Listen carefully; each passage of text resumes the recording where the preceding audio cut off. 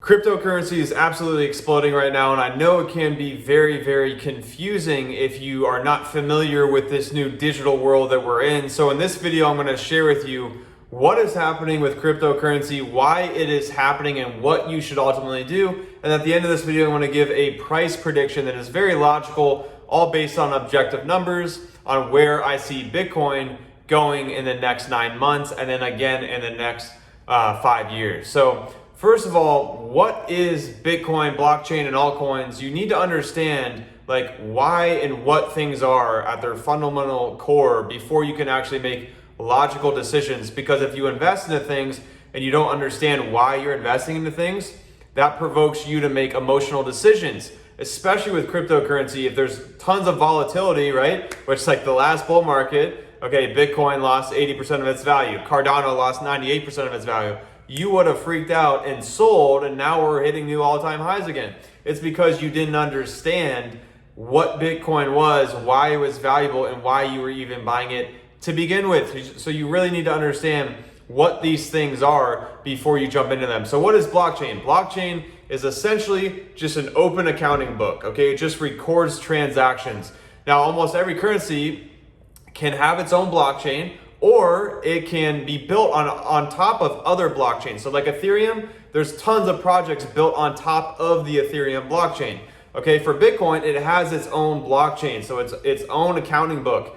I can see where I bought Bitcoin back in 2013 and then where I actually sent that Bitcoin to. You can actually see how much you send and where you send it to. So everything is unbiased, happens in real time, and it's completely unhackable. No one has been able to hack the blockchain. And the great thing about it is it gets stronger and stronger, because actually the Bitcoin blockchain is actually Bitcoin is the most powerful computing network on the face of the earth. It's actually more powerful than the 500 top supercomputers across the globe. So it is ridiculously powerful, and it gets more and more powerful as more people actually mine it and actually use it. So what you need to understand is the blockchain is separate. Blockchain is going to completely revolutionize nearly every industry, because it's essentially just an unbiased way to record data in real time that's unhackable. That's incredibly valuable. Going to revolutionize healthcare and real estate and logistics and nearly everything that records data. So pretty much every industry. Now, furthermore, let's jump into Bitcoin. Okay, Bitcoin is the big dog in the cryptocurrency market, right? The cryptocurrency market is like 160 or 1.6 trillion or something right now. Let's see what the actual, 1.559 trillion. Now, Bitcoin actually has 59.3% of that dominance in the cryptocurrency market. So its total market cap is at $924 billion, okay? Now, why is there so much in Bitcoin? What is even Bitcoin and what is it used for? Well, a lot of people get this confused. They think it's just a currency, right? Well, what's actually the utility? Why are people buying it, and where is the value coming from? What you need to understand is like currency at its core. So like, currency could be really anything. It's just you could barter goods. I could barter this AirPod right here for this Cartier wallet right now, right? And it's just a means of exchange. If you really want to go, understand this and how it's going to revolutionize money and stores of value, go read the Bitcoin Standard. It's a book. It'll help you understand the history of money and how it evolves and where Bitcoin can play in the whole money thing, right? So if you want to understand that, I highly recommend going to read that book. So the reason why, like what the real utility of Bitcoin is right now, I mean, I can send you Bitcoin right now, like we're heading into the weekend. Why can I not send you $10 million over the weekend? Well, it's because finance is a dinosaur and it's completely inefficient and ineffective. And now cryptocurrency, and specifically Bitcoin, which was the first cryptocurrency, has made that more efficient and more effective, and has actually decentralized finance, which is such a big deal, right? We spend all this money and give all this money to banks. Meanwhile, they make everything really inefficient because there's so much regulation. And we spend so much money, right? We put our money into the bank account. They do something called fractional reserve banking, so they keep 3% of the bank account, and they lend out the money 10 times, and they're earning between a 3 and a 25% rate of return on every dollar they're lending out, which is your money. And meanwhile, they're paying you 0.01%. Okay, and now what's happening with crypto is it's saying, all right, forget these banks that are making it very, inefficient for us to do business and for us to actually live life. And it's saying, hey, let's decentralize finance and let's just make everyone be a part of the bank, right? You can actually put money in crypto into a liquidity pool, and that's just one use case for it. Now that's like majority for the altcoins, but that's why everything is starting to like revolutionize finance, and that's why cryptocurrency is taking off. Now back to Bitcoin. Why is it like, what is it actually used for? Well, it can be used as a currency. Like I said, I've been sending money for different things, right? You can use that, but the thing is, and why I don't believe it will be used in retail and e-commerce long term is because, first of all, it's too deflationary. So Bitcoin is fixed. This is where the value comes into play, is there's no Bitcoin company that determines, hey, I want to have 11 million Bitcoin released today, right? It's not like the Federal Reserve where you can just go print 2 trillion and start handing out checks to everyone, including people that are on Social Security and don't actually need the money, right? So Bitcoin is fixed at 21 million Bitcoin. There's about 19 million Bitcoin in circulation right now, and there's 900 Bitcoin released a day. Now, there's a halving cycle with Bitcoin. This is just in the algorithm placed in the blockchain of Bitcoin. So there's 900 released a day. It doesn't matter how many people are mining for it. If more people mine for Bitcoin, it just gets harder to actually mine and actually be rewarded with Bitcoin. So it doesn't matter how many people are mining for it and how many computers worldwide are mining for it. Now, this is 900 released a day. Now, in about 3 years from now, that gets cut in half to 450 a day. Okay, so every 4 years, it systematically cuts supply in half. Now, over the next like 150 years, it'll release all the 21 million. So that's how Bitcoin operates. It's a very, very scarce asset. And the crazy thing about it is Grayscale, which is a Bitcoin trust, it's opening it up to nearly anyone to own, Bitcoin. They pay a premium, but about a 2% premium. But it's a trust, and they actually buy more than 900 Bitcoin a day. So we're in a huge supply shock just from one company, one trust buying more than 900 a day on average.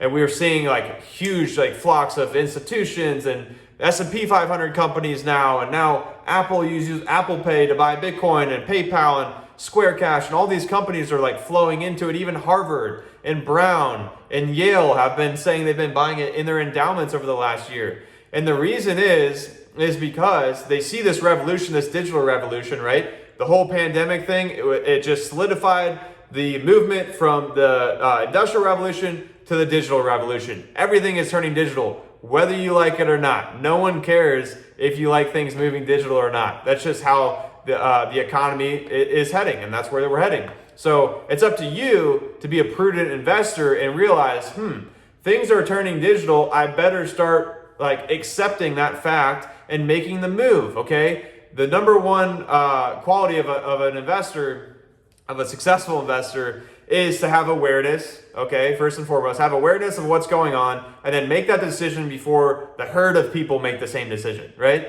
That's what you need to do as an investor. So what's happening with Bitcoin is all these institutions are running into it because, well, we just went through the pandemic. We just increased money supply, M2 money supply, over 50% because we just printed trillions and trillions and trillions of dollars over the past 12 months. Now, what's going to happen to the money? Well, eventually we're going to have massive inflation. There's so many debates on, like whether we're in a deflationary economy right now or we're heading into inflation, and when we're going to head into that, how much we're going to be inflated. I'll just let you know what Michael Saylor did, because he led this whole revolution into putting the store of value into Bitcoin, which is its ultimate utility. Is he thinks inflation is going to be about 15% a year. So he was looking at his $500 million that MicroStrategy had, and he's like, well, we're about to lose 15% a year. So in 10 years, I'm going to have like literally nothing for all the money that we worked really, really hard for. He's like, where can I put this money? And he looked at everything like, stocks and bonds and all these things. He's like, well, if things don't grow more than, 15% a year, then I'm actually losing value. Even the digits go up in your brokerage account. If that equity, which most equities are priced by earnings per share, if that equity is not growing by 15% a year, guess what? You're actually losing value, even if the digit's going up, because it's denominated in something that is inflationary, which is the US dollar, right? So he said, hey, what's the best thing to do? He studied all these different assets and he said, Bitcoin's the best thing to do. So bam, dropped 500 million in it. Then he raised another $1 billion in bonds, bought another $1 billion of Bitcoin. Now he's leading this revolution where all these corporations are like, he's helping corporations buy Bitcoin and put it on their balance sheet as a store of value. He's saying, hey, we're buying it for 100 years. We're not buying this to trade. This is not a short-term thing. We're buying it to store value. And what a store of value is it's very similar to like people use it for, in real estate because there's a fixed supply. There's only so much land, only so much buildings. People use it with gold because there's a fixed supply, right? But the thing is Bitcoin is even more fixed than that. Okay, no one can tell you what the actual supply of gold is a day. We can tell you, hey, there's 900 Bitcoin released a day, and we know for another 3 years it's going to be 900, and then over 3 years that's going to be 450 Bitcoin released a day. So we can tell you exactly how much Bitcoin is released a day, and no one can change that amount. So that is a huge value add to Bitcoin. Is it a fixed supply? And it's a fixed supply in a major revolution, which we're heading into the digital era. So this is massive. Now, what you need to understand is the store of value market, for my calculations, is about 150 trillion. I don't know what Michael Saylor is using as his calculations, but he thinks it's about 250 trillion. So if Bitcoin is in a store of let's not even use his calculations. Let's be a little bit less, I guess, more realistic, I guess, more safe with calculations. And let's say it is just $150 trillion market cap.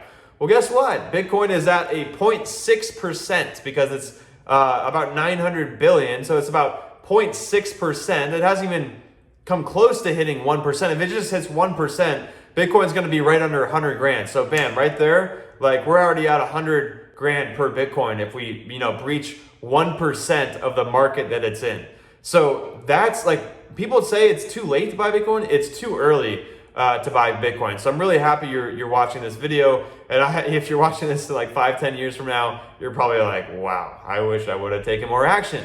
But this is what I've been saying. If you watch some of my previous videos, like people thought it was too much when it was 7 grand for so long, and then 10 grand it was too much, and then 30 grand was too much. It's like, when are you going to realize that this is a long-term game? You got to make a decision to put your wealth in something that's deflationary with a fixed supply where the demand is skyrocketing, okay? It's all supply and demand based, okay? It doesn't matter if you think like, people always talk about like, value investing. Like they listen to Warren Buffett and they're like, well, where's the intrinsic value? Like, where's the intrinsic value in your US dollar? Where's the intrinsic value in your brick of gold that you're holding, right? Like, not everything has to have intrinsic value for it to have actual value. Like, I don't know when people are going to be able to make this transition from like physical goods to also digital goods and digital value. Like, I hope you make it soon because we're already heading there. So that's what Bitcoin is. Is this a store of value? Now let's talk about altcoins. What are even altcoins? Altcoins are just an alternative to Bitcoin. That's why they call them alt. It stands for alternative. So essentially any cryptocurrency besides Bitcoin is an altcoin. Now, what you need to understand about this is like programmable money, okay? I don't really see a lot of these as stores of value because the vast majority of them have companies behind them, and a lot of their blockchains are set up so they can inflate them over time. So, Bitcoin does one thing very, very well, and that's all it has to do. It doesn't have to be a multi-trick pony. It can do a store of value, and bam, that is massively valuable. So, like, people that are trying to change Bitcoin, why even talk about changing Bitcoin? First of all, you can't. You can do a hard fork from it, which is another conversation. But secondly, it's in a massive market, so there's no reason for anything to compete with Bitcoin. And I honestly don't see anything right now, at least competing with Bitcoin as a store of value. So these altcoins are like programmable money. They have different blockchains, so they're completely separate from Bitcoin. Now these blockchains can be programmed and you can build things on top of them. So like Ethereum, there's like ERC20 tokens, which are like different projects that build on top of the Ethereum blockchain. And these different projects and tokens do different things. Okay, so I'm not gonna get into all of the things, but let's talk about one of the most valuable things, which is smart contracts. So like Ethereum has the ability to issue smart contracts. So let's say, hey, I wish you could look at this view. I'll actually show you the view that I'm looking at, all right? We're looking at this view right here, all right? Let's say we wanna buy this building right down there, all right? And let's say that we just do this on a smart contract on Ethereum, and I'm like, hey, I actually want, let's say, you have the building, you're selling it to me. Okay, we both put 100 grand, and let's just say the building's 100 grand. I would say 100 million for more realistic purposes. We put 100 million in, all right, and right when I sign the smart contract, okay, you get the $100 million, and the building's title is issued to me simultaneously. It's unbiased, and we're not paying massive fees in order to do so. That is what smart contracts do. That's one value add of some of these altcoins. So if you can think about that, wow, that's going to revolutionize not just real estate, but pretty much every area of business. That's the type of value that we're talking about. And then, like, if you heard people talk about Chainlink, what is Chainlink? It's an oracle that connects the Ethereum blockchain to real life events. So Chainlink is the oracle that actually connects that smart contract to the building, right? And that's how it actually communicates. And the founder of DocuSign owns Chainlink, and he went from digital contracts to smart contracts, right? So there's a great team. That's why we invest heavily in our fund, and me personally, into Chainlink and Ethereum and Bitcoin, is because we see the utility. Now, here's the kicker. Here's what you need to understand is all these altcoins, they're really their value. You're probably like, where the heck does their value come from? Well, but that's not actually being implemented. So it's really on perceived future value is where the value comes from with these altcoins. So that means that they truly, a lot of them truly don't have real value right now, because they're not being put to use. There's not real utility because these industries have not caught up. These real estate industries, all these industries is going to impact, have not caught up because this technology is so advanced. So how you need to look at this is, I think I mentioned earlier in this video, for example, Cardano, which is the number 3 cryptocurrency right now. It went up thousands of percent in 2017 and smacked down 98%. That's what happens to altcoins. They get crushed. Bitcoin dropped about 80%.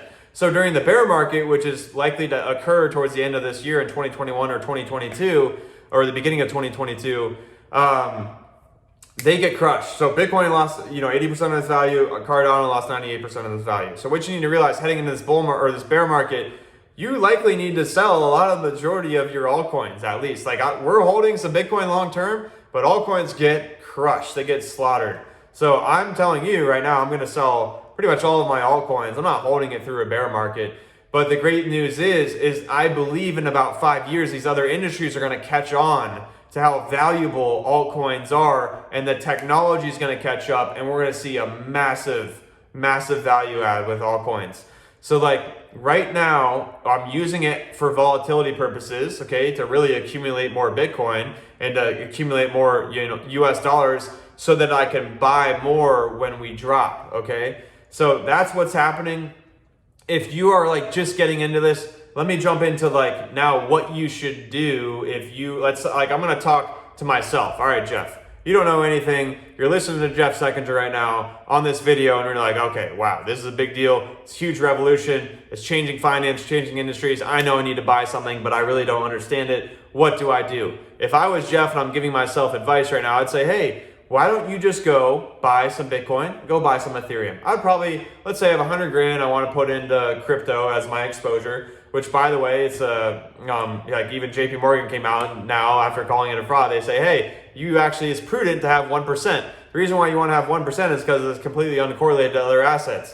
If you look at the correlation coefficients to bonds and gold and precious metals and all the major indexes, Bitcoin is highly uncorrelated to nearly all of them. So it's prudent to have some of it in your portfolio. So if I was saying, hey, I want to put 1% and that 1% is 100 grand of my total investment portfolio, I want to put 100 grand into crypto, I put 80 grand of it in Bitcoin and 20% in Ethereum, and then I would just consistently buy dollar cost average, because that reduces risk over time. It's called time diversification. So I would just buy 100 grand, and then every check I come in, I invest about 2% of the check straight into Bitcoin and Ethereum. You can set up automatic recurring buys on Binance, on Coinbase, on pretty much any exchange. So realize that that's probably the best thing to do if you are just listening to this video and realizing, wow, I need exposure. Now, if you're more advanced, that's people will go learn about trading and learn about the markets and the fundamentals behind it and market cycles and the Bitcoin halving cycle and from peak to peak, where we're heading.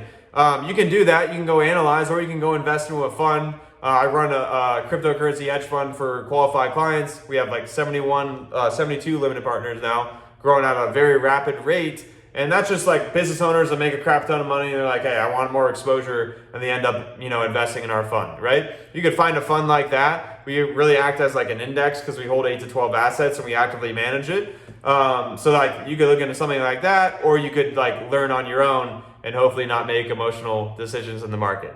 So now where do you go from here? Where do I see Bitcoin and the price going in the short term, in the midterm, and ultimately the long term? Well, let's look at facts here. So back in the last market, we went from 31 bucks. So this is studying from peak to peak, okay? We went from $31, okay? From the previous, this is like 3 peaks ago.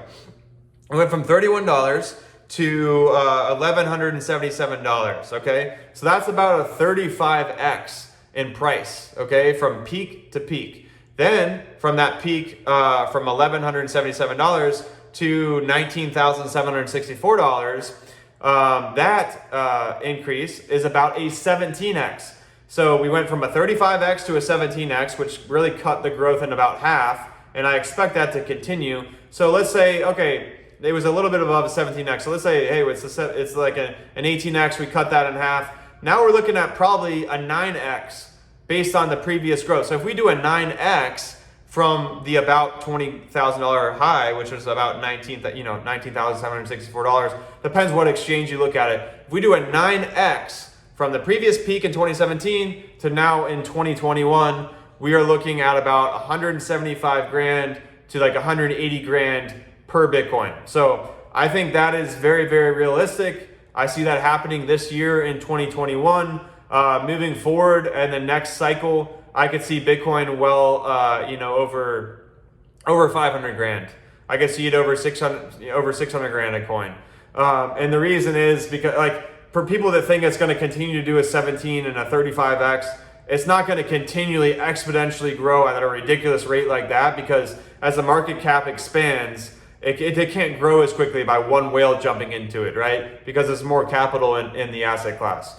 So that's where I see Bitcoin going. And then, after the next cycle, I see altcoins just absolutely exploding. I could see some of them even overtaking Bitcoin because of the massive amounts of value that they're going to provide to nearly every industry. And then I think in the next cycle, which is about 10 years from now, we could see Bitcoin over $1 million per Bitcoin. So that's where I see Bitcoin going. That's why I see it heading there. I hope that kind of opens up your eyes. If you want more tactical information, like on what I'm doing on the day-to-day to make an extra couple $100 grand during this bull market, and during the bear market, likely a lot more, I give exactly what I'm doing on Instagram. Go follow me on Instagram. I talk about crypto all the time because I'm looking at it multiple times a day. Obviously, we run a fund and a few other things.